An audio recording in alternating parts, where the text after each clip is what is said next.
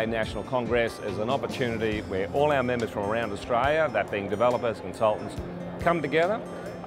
We bring speakers from around the world and Australia to help inform our members both from an economic, demographic, planning. We just try and look at what the current status is and how we can take our industry moving forward.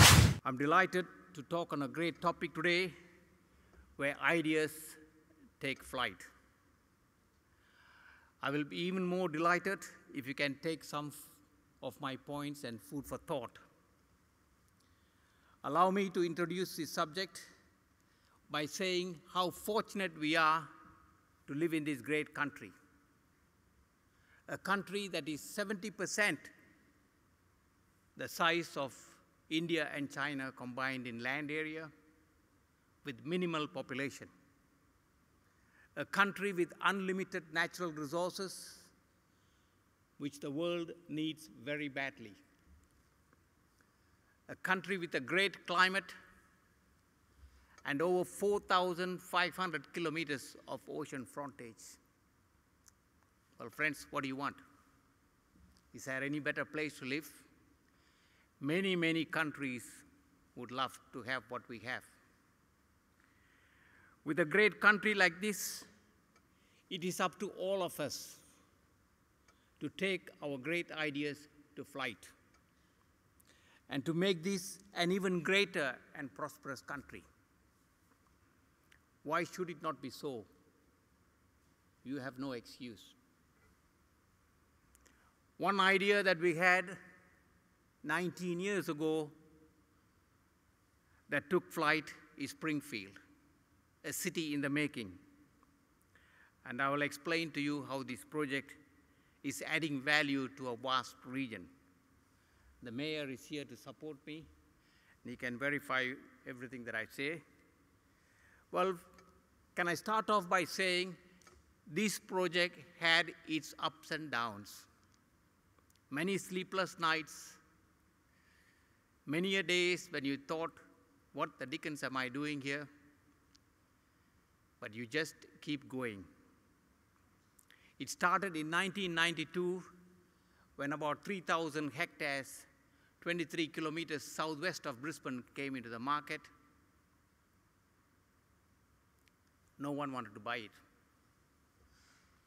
Companies that were much more financial than us, with much more experience in land development, did not want to touch it, friends. Did not want to touch it. The land was on the market for about 9 months. I did not ring because I didn't have any money. Anyway, I rang the agent up and I said, what's happening? And he said, we've got a lot of problems here on this land. The poor chap was trying to earn a commission and he couldn't. I said, let's talk. We worked out, even if the council and state government had approved this project, only a third of the land could be developed, subject to a major highway of around about $180 million having to be constructed. The second point, it was in the most desolate part of this country, most desolate and deprived part of this country, high unemployment, high level of social dependency, and even the state prison was about 10 minutes away from this site. The land had the balance 2/3 of it with mining rights and certain rights to preserve it as a green area. The entire western corridor had no planning whatsoever for 30 to 40 kilometers. It was never in the maps of the council or the state government. The council was then the Moreton Shire.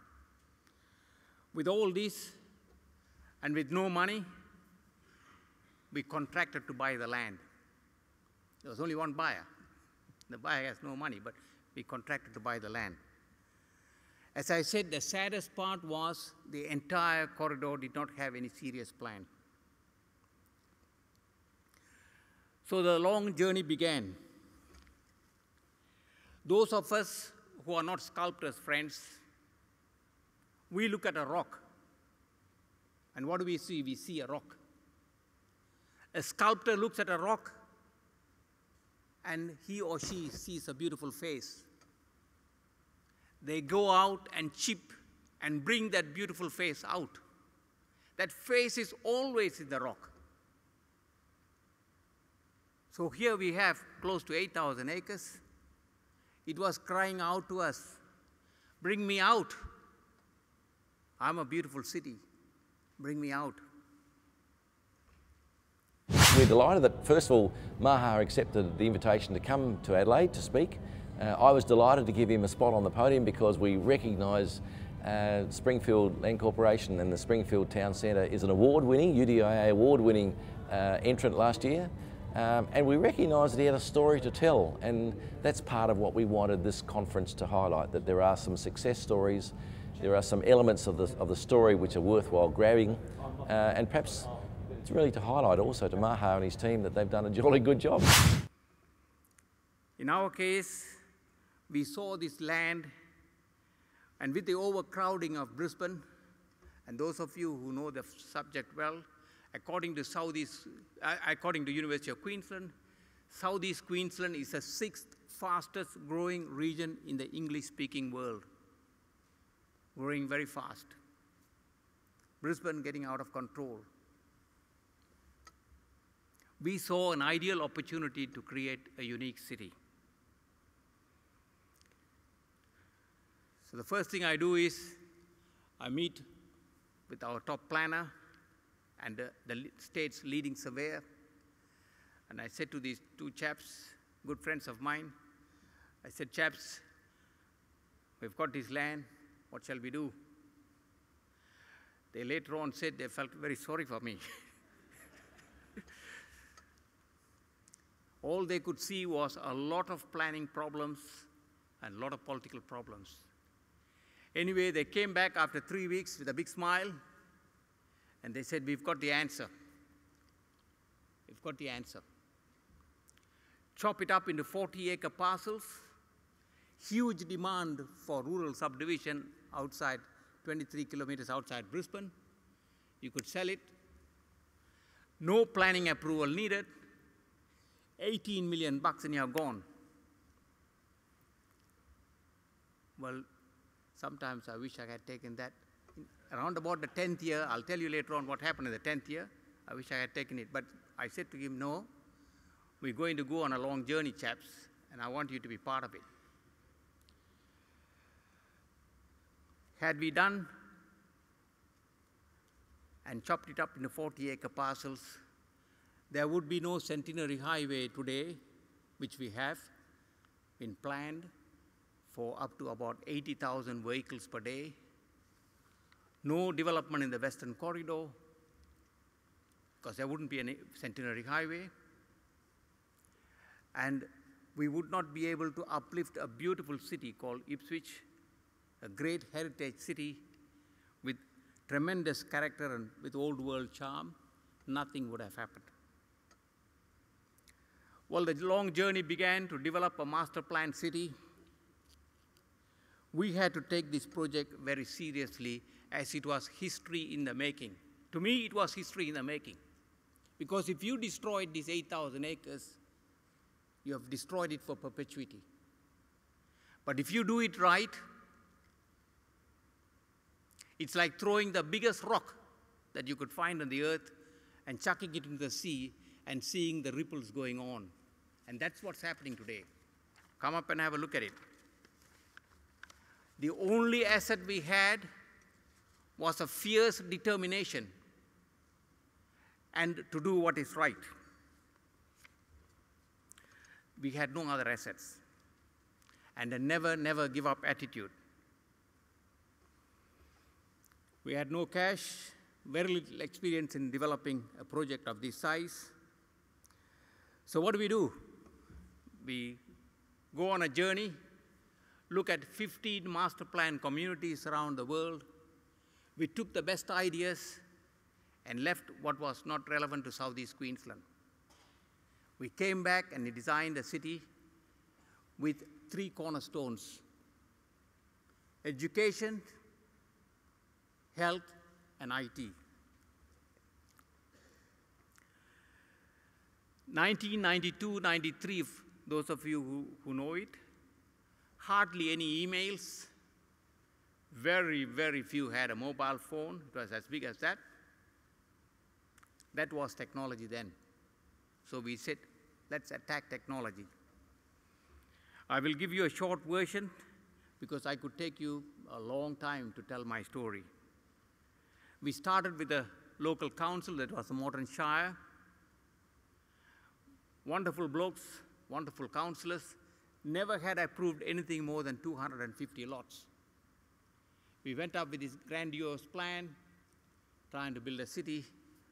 They actually laughed behind us, and they said, one was even brave enough to say, you chaps are mad. But they said, we have to ask you to go and see the minister and see the state's planner, thinking that we won't come back. Well, we went back. We went and saw the minister, and the minister only saw us because he was introduced to us by one of the most respected surveyors in the state, who said, please look at this, minister.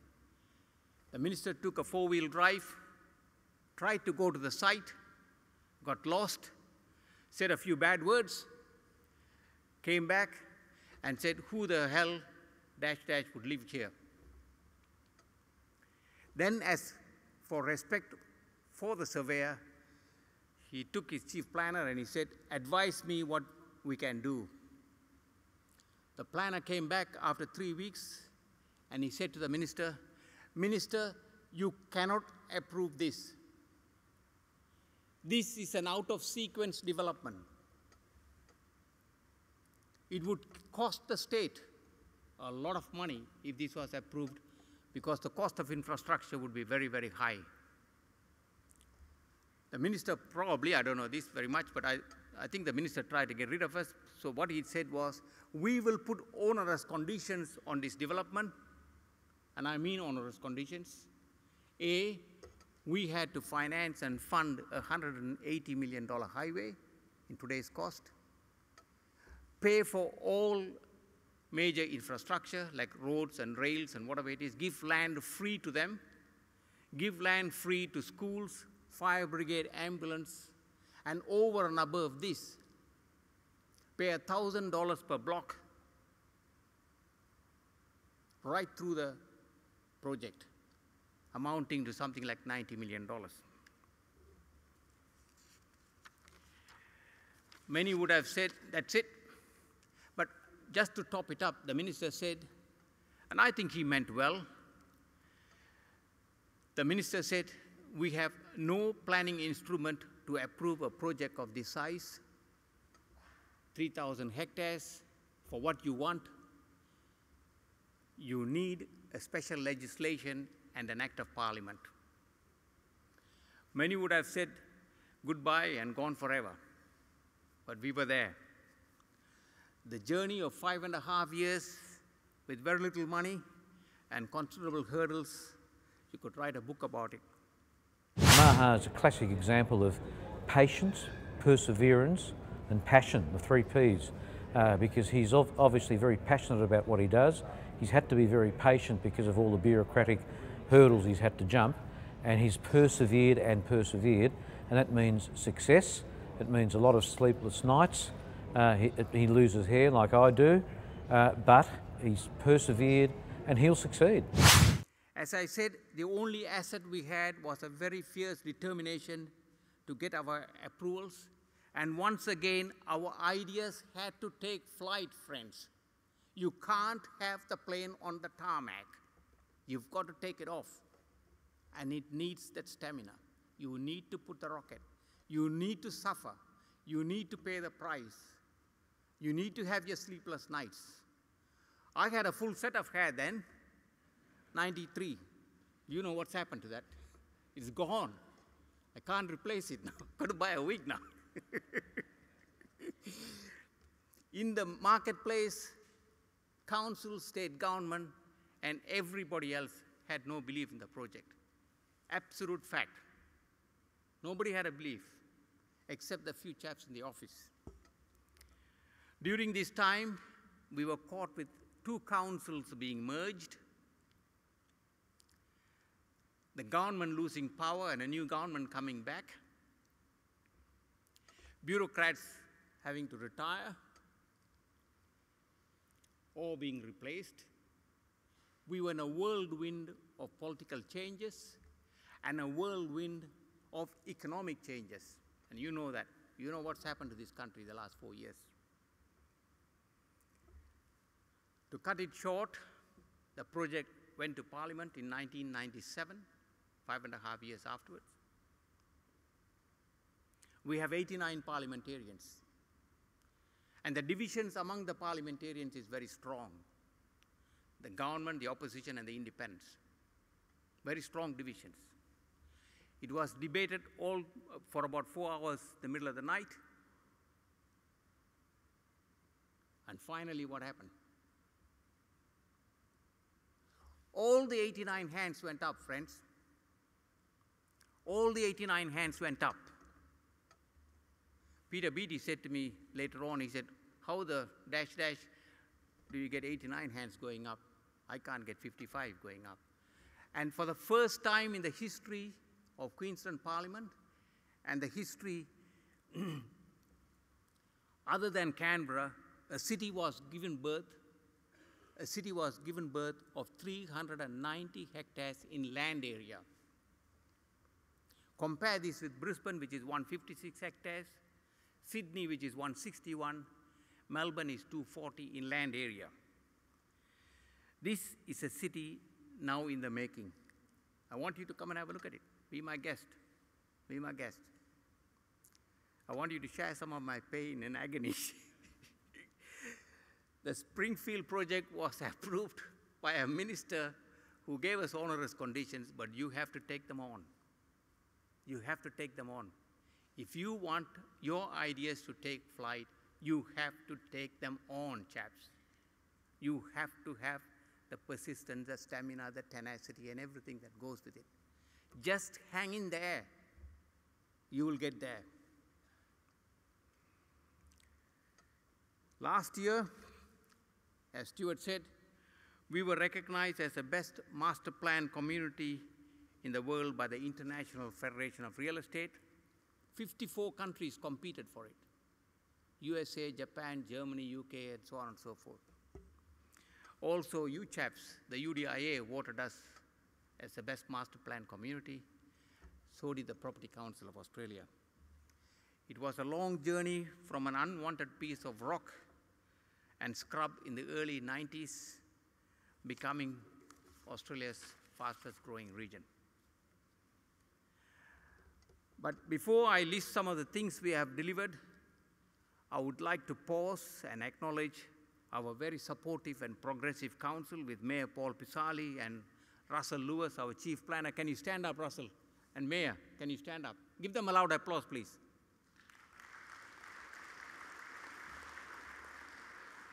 You can see our planner, he has no hair either.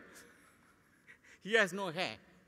And that's what happens when you're trying to get something like this through.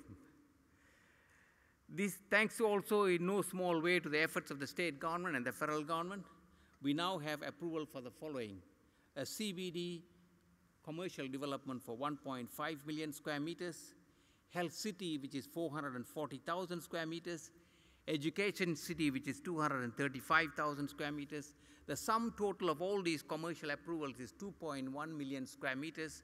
Compare this with Brisbane CBD, which is 1.5 million square meters built area. A resident population, which the council has supported, of 105,000, compare that to Darwin of 114. We would expect to have this population by 2030. That's a Darwin being constructed in about 40 years. In terms of what's in the ground, you see the following. Today we have over 21,000 residents, and it's moving at the rate of 3.3 families per day. We have 9 schools with a student population of 8,700.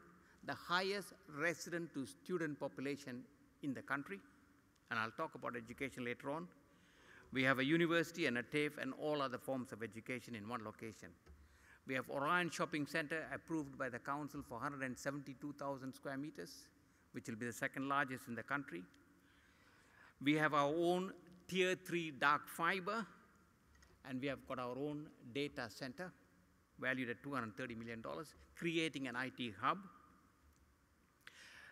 So far, the expenditure on this project is $3.2 billion by all parties involved.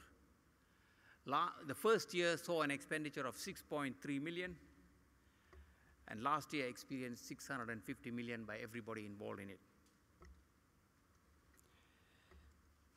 The federal government has also spent $3.2 billion for major infrastructure towards the Western Corridor and also supporting Springfield. And please note, this was one of the most desolate part of the country. Your ideas have to take flight.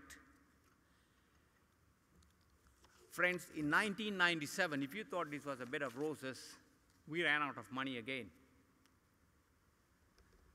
The bankers called us up, gave us 30 days, and they had the hangman outside my door. After 30 days, you will be hung. Did you hear it? You will be hung. We had to go through that. I want you to share my pain when you have time. But in order to take your ideas to flight, you have to be there hanging in.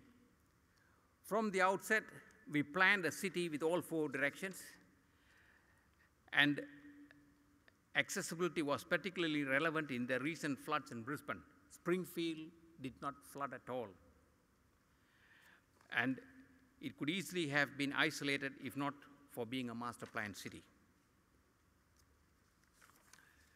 The whole Western Corridor in 1990 was a corridor where nobody wanted to be part of it. Today, it is a very desirable region. Thanks also to the mayor's support. He has done a lot of grand work on that, to the whole Western Corridor. One proof is a rate of Ipswich in 1992 was 18.5 million. And 2011, it is 10 times that, $185 million. 20% of that is coming from Springfield. Independent research conducted by the University of Queensland showed that Springfield has benefited the state on a large scale. The economic impacts from direct annual investment is $1.4 billion for the state's economy annually. The rateable base is $1.15 billion annually. Friends, ideas are continually evolving, and similarly, a city is never finished. However, with all major infrastructure in place, we are experiencing something very unique. Maha has all the right ideas.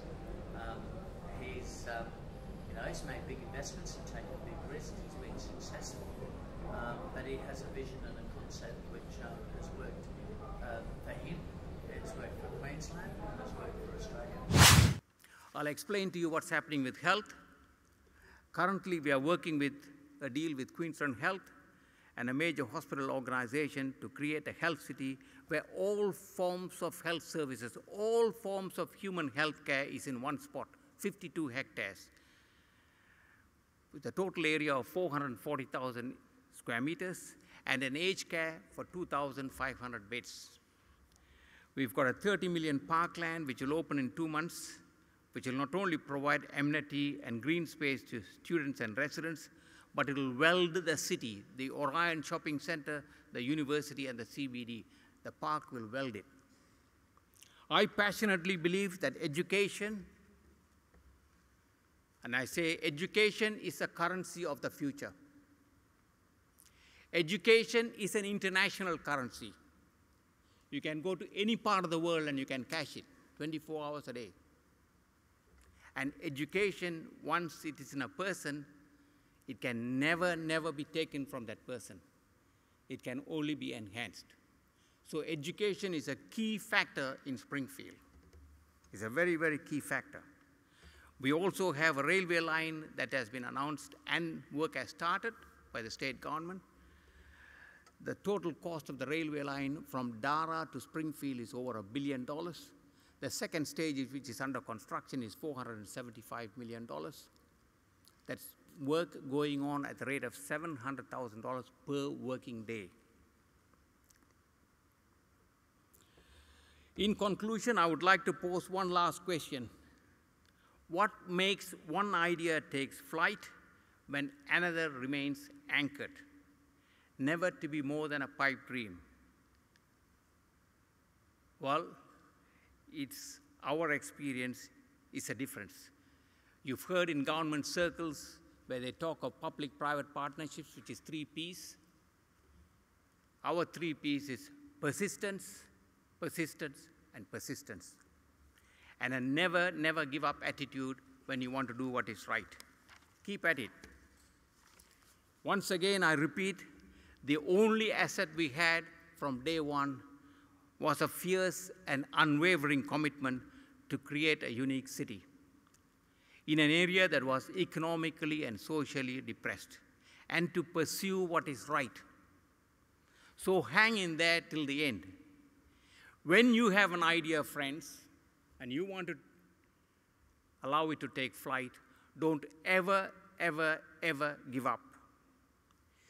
Believe in yourself. Believe in your idea and your ability to see it through. We can see that this country can be a very prosperous country in the world. Once again, I say, you all are trustees of this country. You have a responsibility to see this country becoming a better country and a greater country for all what I have said as the assets of this great country. Let your ideas take flight. Put a rocket to your ideas and it'll take off. Don't have the plane on the tarmac. And say to yourself, you are in control of this country's destiny. That's what the theme of this whole conference is. This is the most important message I can give you. I leave you with a famous saying from a French philosopher. I think, therefore I am. So think big, and your ideas will take flight. Thank you.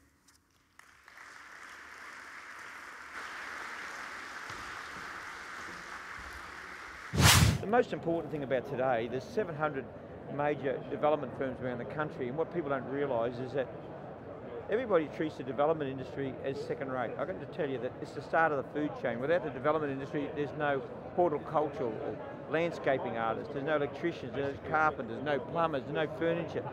Without the start of, that's the start of the food chain. And when people say to me, why you're friends with a developer, I'm proud to say that I'm Maha's friend, and I can tell you that being that friendship, it doesn't matter about other industry, and the media have got to understand that the development industry are the builders of this nation, and these people should be congratulated, not treated as the nasty people in this country. And I can tell you that, and more people should stand up and say thank you to developers. Here, shake hands.